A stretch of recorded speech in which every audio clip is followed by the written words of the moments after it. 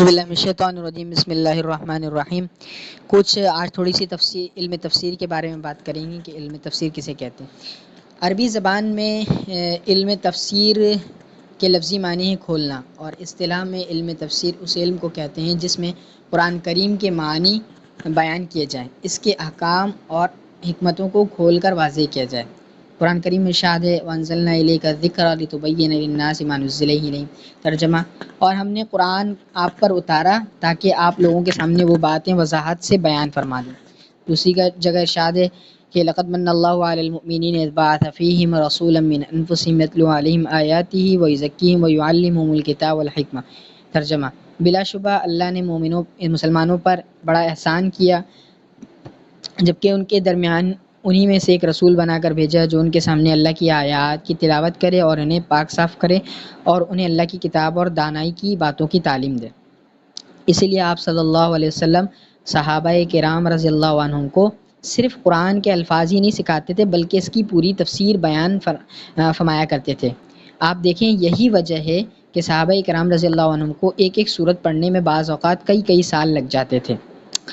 اب جب تک آپ صلی اللہ علیہ وسلم اس دنیا میں تشریف فرما تھے تو صحابہ کو جب کسی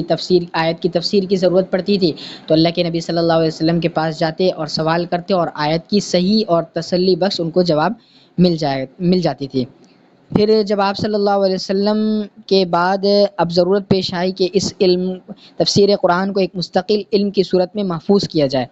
تو اللہ نے اس امت پر بڑا فضل کیا، کرم کیا کہ یہ کارنامہ بھی اس امت میں انجام دیا گیا کہ اللہ کے نبی صلی اللہ علیہ وسلم سے جو منقول تفسیریں تھیں ان کو ان کے جانثار صحابہ کرام رضی اللہ تعالیٰ نے ہم تک صحیح پہنچائیے تاکہ اس امت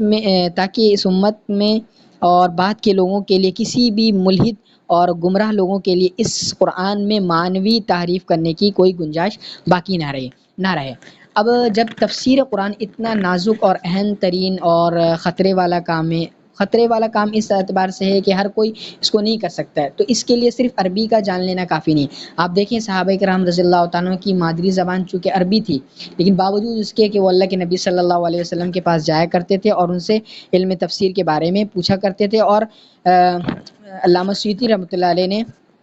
امام عبد الرحمن سلمی رضی اللہ تعالیٰ سے نقل کیا ہے کہ جن حضرات صحابہ کرام رضی اللہ عنہ میں سرکار دو عالم صلی اللہ علیہ وسلم سے قرآن کریم کی باقاعدہ تعلیم حاصل کی ہے، مثلا وہ حضرت عثمان بن عفان رضی اللہ تعالیٰ، عبداللہ بن مسعود وغیرہ رضی اللہ عنہ، انہوں نے ہمیں بتایا کہ جب وہ حضرت صلی اللہ علیہ وسلم سے قرآن کی 10 آیتیں سیکھتے تو اس وقت تک آگے نہیں بڑھتے جب تک ان آیتوں کے متعلق تمام علمی اور عملی باتوں کا احاطہ نہ کر لیں، اور فرماتے تھے فَتَعَلَّمْنَا الْقُرْآنَ وَالْعِلْمَ وَالْعَمَلَ جَمِيعًا، ہم نے قرآن، علم اور عمل ساتھ سیکھا ہے۔ چنانچہ موطا امام مالک رحمۃ اللہ علیہ میں روایت ہے کہ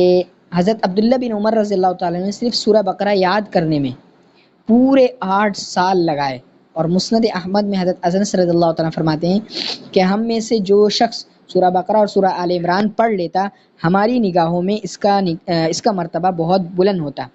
تو صرف عربی کا جان لینا کافی نہیں ہے قرآن کو سمجھنے کے لیے اور قرآن کی تفسیر کرنے کے لیے، لیکن آج لوگوں میں ایک وبا چل پڑی کہ جو تھوڑی بہت عربی جانتا ہو اور عربی زبان سے اس کو پوری طرح مہارت بھی نہ ہو وہ تفسیر کرنا شروع ہو جاتا ہے۔ آپ دیکھیے، دنیا کی مثال لے لیں، دنیا میں کوئی شخص اس وقت تک ڈاکٹر نہیں بن سکتا، انجینئر نہیں بن سکتا جب تک جا کر وہ انجینئر کی پڑھائی خود اس کے متعلق ادارے میں نہ کرے، انجینئرنگ کالج میں نہ جائے اور میڈیکل کالج میں نہ جائے تو وہ ڈاکٹر نہیں کہلاتا ہے۔ لوگ اس کے پاس علاج کروانے نہیں جانتے، لوگ اس کو ڈاکٹر نہیں مانتے ہیں، انجینئر نہیں مانتے۔ تو قرآن اور جب دنیا کا یہ حال ہے، دنیا میں علم و فنون کا یہ حال ہے، تو قرآن اور سنت، قرآن اور حدیث کے بارے میں ایسا کیوں کہ ہم بس صرف عربی زبان پڑھ لیں اور عربی زبان پڑھ لینا ہی اس کے لیے کافی ہے؟ علماء نے لکھا ہے کہ مفسر قرآن کے لیے ضروری ہے کہ عربی زبان کے صرف، نحو، بلاغت، ادب کے علاوہ علم حدیث، اصول فقہ، تفسیر، عقائد، کلام کا وسیع اور گہرا عمیق علم رکھتا ہو، کیونکہ جب تک اس کو علوم سے مناسبت نہیں ہوگی اور پتہ نہیں ہوگا تو قرآن کریم کی صحیح تفسیر میں وہ کسی صحیح نتیجے تک نہیں پہنچ سکتا ہے۔ اب لوگ ایک دلیل پیش کرتے ہیں، غلط استدلال جو ان کی کم فہمی پر دلالت کرتے ہیں کہ وَلَقَدْ يَسَّرْنَا الْقُرْآنَ لِلذِّكْرِ، جی قرآن نے تو خود کہا ہے کہ ہم نے اس قرآن کو نصیحت کے لیے آسان کر دیا ہے۔ دیکھیں، ایک بات یاد رکھیں کہ قرآن کریم کی آیتیں 2 قسم کی ہیں، ایک جس میں نصیحت، دنیا کی ناپائیداری، سبق آموز واقعات، عبرت کے واقعات، جنت دوزخ کے حالات، خوف خدا، فکر آخرت کرنے والی باتیں ہیں، اور اس میں قرآن کریم جو ہے وہ اس میں قرآن کریم کو سمجھ لینا آسان ہے، وہ نصیحت کے لیے کافی ہے۔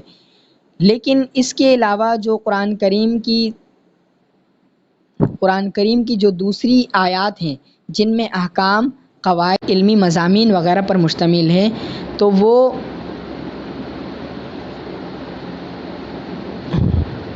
جو بسم اللہ الرحمن الرحیم، سورہ یاسین کی چند اواخر کی آیات جو باقی رہ گئی تھیں ان میں سے کچھ پڑھ لیتے ہیں۔ آج ہمارا انشاءاللہ سورہ یاسین جو ہے وہ مکمل ہو جائے گا، کل سے ہم دوسری سورت کا آغاز کریں گے انشاءاللہ اللہ کی توفیق سے، اللہ کے حکم سے۔ اولم یر الانسان انا خلقناہ من نطفۃ فاذا هو خصیم مبین، اور کیا انسان نے یہ نہیں دیکھا کہ ہم نے اسے نطفے سے پیدا کیا تھا، پھر اچانک وہ کھلم کھلا جھگڑا کرنے والا بن گیا۔ وضرب لنا مثلا ونسی خلقا قال من یحیی العظام وہی رمیم۔ پچھلی آیت میں اللہ رب العزت نے انسان کی حقیقت کو یاد دلایا کہ انسان کو اپنی حقیقت پر غور کرنا چاہیے کہ دیکھیں انسان کو تو ہم نے ایک گندے پانی سے پیدا کیا تھا، پھر اپنی اوقات کو اور حقیقت کو بھول کر انسان جو ہے وہ جھگڑالو بن گیا۔ اور دوسری آیت میں انسان کی ناشکری کی اور انسان کی بے حقیقت ہونے کی ایک مثال بیان کریں کہ انسان کو دیکھو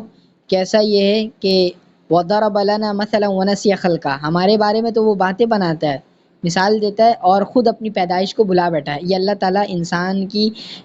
ناشکری کی ایک علامت بتا رہے ہیں، اور انسان کے کم علمی ہونے کی ایک علامت بتا رہے ہیں۔ اور انسان کیا کہتا ہے، اللہ تعالیٰ اگلی آیت میں فرما رہے ہیں قَالَ مَن يُحْيِي الْعِظَامَ وَهِيَ رَمِيمٌ، اور کہتا ہے یعنی کہ انسان کہتا ہے کہ ان ہڈیوں کو کون زندگی دے گا جبکہ وہ گل چکی ہوں۔ تو اللہ تعالیٰ ارشاد فرماتے ہیں، خود جواب دیتے ہیں کہ قُلْ يُحْيِيهَا الَّذِي أَنشَأَهَا أَوَّلَ مَرَّةٍ وَهُوَ بِكُلِّ خَلْقٍ عَلِيمٌ، کہہ دو کہ ان کو وہی زندگی دے گا جس نے انہیں پہلی بار پیدا کیا تھا، اور وہ پیدا کرنے کا ہر کام جانتا ہے۔ اچھا، وہ ذات کیسی ذات ہے؟ الذی جعل لکم من الشجر الاخضر نارا فاذا انتم منه توقدون، وہی ہے جس نے تمہارے لیے سرسبز درخت سے آگ پیدا کر دی، پھر تم ذرا سی دیر میں اس سے سلگانے کا کام لیتے ہو۔ حاشیہ نمبر 24 میں عرب میں دو درخت ہوتے تھے، ایک مرخ یا مرخ کا درخت اور دوسرا عفار یا عفار۔ اہل عرب اس سے چقمقاق کا کام لیتے تھے اور ان کو ایک دوسرے کے ساتھ رگڑنے سے آگ پیدا ہو جاتی تھی۔ فرمایا جا رہا ہے کہ جس ذات نے ایک سرسبز درخت سے آگ پیدا کر دیے، اس کے لیے دوسرے جمادات میں زندگی پیدا کرنا کیا مشکل ہے۔ اللہ رب العزت نے پہلے اولم یری الانسان والی آیت میں اور دوسری آیت میں بتایا کہ انسان پہلے تو اپنی حقیقت پر غور کرے۔ جب وہ اپنی حقیقت کو بھلا بیٹھتا ہے تو بڑی بڑی باتیں کرنے لگتا ہے، کہتے ہیں کہ یہ کام کیسے ہو جائے گا، یہ کیسے ممکن ہے، یہ کیسے ممکن ہے۔ اصل میں تو یہ کافر لوگ کہتے تھے کہ یہ ہڈیاں گل جانے کے بعد، سڑ جانے کے بعد کیسے دوبارہ اس سے انسان بن سکتا ہے۔ تو اللہ رب فرما رہے ہیں جب ایک بے جان درخت جو تمہارے عرب میں خود ایک رائج ہے جس سے تم آگ پیدا کر لیتے ہو رگڑنے سے، تو جب سرسبز درخت سے آگ پیدا کرنا اس کے لیے مشکل نہیں ہے، ایک مثال کے طور پر دے کر بتا رہے ہیں، ایک مشاہدے میں جو آنے والی چیز ہے اللہ رب العزت وہ جو روزانہ دیکھتے ہیں اور جس سے وہ کام لیتے ہیں ان کو مثال دے کر بتا رہے ہیں کہ جب اس سے آگ پیدا کر دیتا ہے وہ ذات، تو اس کے لیے دوسرے جمادات میں، دوسرے پتھروں میں، بے جان چیزوں میں زندگی پیدا کرنا اور ان کو زندہ کرنا اس ذات کے لیے کیا مشکل ہے۔ اولیس الذی خلق السماوات والارض بقادر علی ان یخلق مثلہم بلی وہو الخلاق العلیم، بھلا جس ذات نے آسمانوں اور زمین کو پیدا کیا ہے کیا وہ اس بات پر قادر نہیں ہے کہ ان جیسوں کو دوبارہ پیدا کر سکے؟ کیوں نہیں، جب کہ وہ سب کچھ پیدا کرنے کی پوری مہارت رکھتا ہے۔ انما امرہ، اللہ تعالیٰ کی قدرت کا بیان ہو رہا ہے، انما امرہ اذا اراد شیئا ان یقول له کن فیکون، کہ اس کا معاملہ تو یہ ہے کہ جب وہ کسی چیز کا ارادہ کر لے تو صرف اتنا کہتا ہے ہو جا، تو وہ بس وہ ہو جاتی ہے۔ فسبحان الذی بیدہ ملکوت کل شیء والیہ ترجعون، غرض پاک ہے وہ ذات جس کے ہاتھ میں ہر چیز کی حکومت ہے اور اسی کی طرف تم سب کو آخر کار لیے جایا جائے گا۔ اس صورت کے آخر میں اللہ رب العزت نے اپنی قدرت کا بھی بیان فرما دیا، اپنے قدرت پر دلائل اور نشانیاں بھی دے دیں، اپنی مشیت کے بارے میں بتا دیا، پھر آخری آیت میں یہ بھی بتا دیا کہ اس کی ذات جو ہے سب چیزوں کا قبضہ، قدرت اس پاک ذات کے ہاتھ میں ہے۔ دوسری بات یہ کہ تم سب کو آخر کار لوٹنا ہے اس ذات کی طرف، پھر وہ حساب کتاب لے گا، چونکہ یہ مشرکین عرب اور کفار جو تھے جتنے بھی، یہ سب آخرت کا انکار کرتے تھے اور دوبارہ سے اٹھ جانے کا انکار کر دیتے تھے، اس لیے آخری آیت میں دوبارہ اللہ تعالیٰ نے ارشاد فرما دیا وَإِلَيْهِ تُرْجَعُونَ کہ تم سب کا لوٹنا اسی کی طرف ہے قیامت کے دن۔ اور حضرت شیخ فرماتے ہیں کہ الحمدللہ آج رمضان المبارک 1428 ہجری کی 21ویں شب 3 اکتوبر 2007 کو 3 بجے سورہ یاسین کا ترجمہ اور اس کی تشریح حواشی تکمیل کو پہنچے۔ اللہ تعالیٰ اس خدمت کو اپنی بارگاہ میں شرف قبول عطا فرما کر اسے نافع بنائے اور باقی صورتوں کی بھی اپنی رضائے کامل کے مطابق خدمت کی توفیق عطا فرمائے، آمین ثم آمین۔ وآخر دعوانا ان الحمدللہ رب العالمین۔ اللہ رب العزت ہمیں بھی مزید اگلی تمام صورتوں کی صحیح تشریح اور تفسیر کرنے کی توفیق عطا فرمائے۔